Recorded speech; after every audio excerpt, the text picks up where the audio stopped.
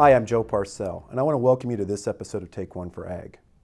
For prior episodes of Take One for Ag, please visit our YouTube page by going to DASS, D-A-S-S, at missouri.edu. Joining me today is Dr. Seth Meyer, Associate Director of the Food and Agricultural Policy Research Institute, or known as FAPRI, at the University of Missouri. And we're going to continue talking about the most recent August update to the baseline that was released here. And Seth, I want to go a little bit deeper. In the last episode, we talked about ASF, African swine fever.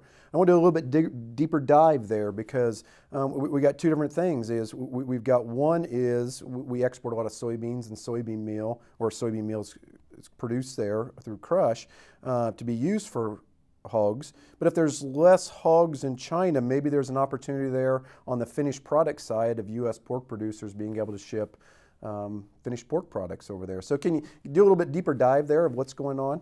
Yeah, so there's an opportunity, but it's more of an indirect opportunity.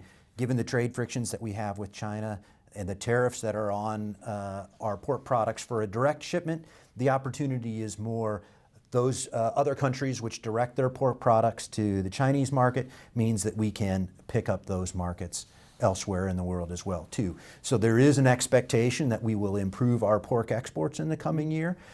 Even though most of that product won't be flowing directly to China, that's where the opportunity presents itself. The opportunity. And on the soybean side, soy meal side, in terms of the impact on ASF from ASF? Well, and again, I think that we've done these projections from where we sit today. And again, from where we sit today, it looks like there's an opportunity to do some additional trade as there's a shortage of meat products in the world, protein in the world. But when one thinks about soybean meal, overall the Chinese are importing far less soybeans at the moment. Crush is running weaker than it has in the past. So again, it seems as if they're feeding less meal because they have less swine to feed it to. They're clearly making this up in some ways with poultry, ducks, chickens, but there does appear to be an opportunity in the global market to sell additional meat. Oh, that's good news. I think that's good news for pork producers and crop producers alike. So always looking for those ray of hopes out there on the horizon. So let's go a little bit broader here, just maybe a 30,000 foot level. What about overall for the livestock markets? What's the new baseline? Any high points to point out? Okay, so I think we see expanding meat production. You see expanding beef production and pork production and poultry production, and that's going to put some downward pressure on prices.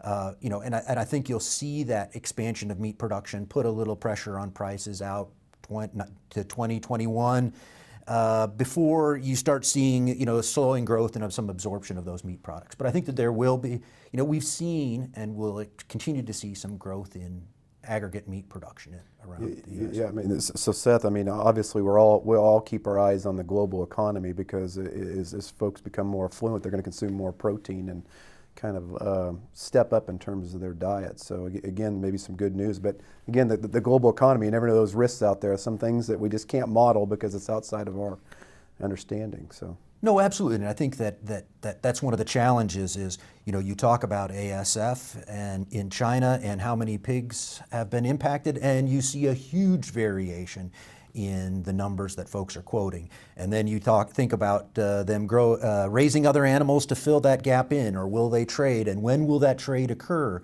and when will they need this product? So I think there's a tremendous amount of uncertainty as well too, but I think that there's an opportunity for U.S. exporters as well. So we're going to turn to something here kind of near and dear to the producers of Missouri, and that's the hay market outlook.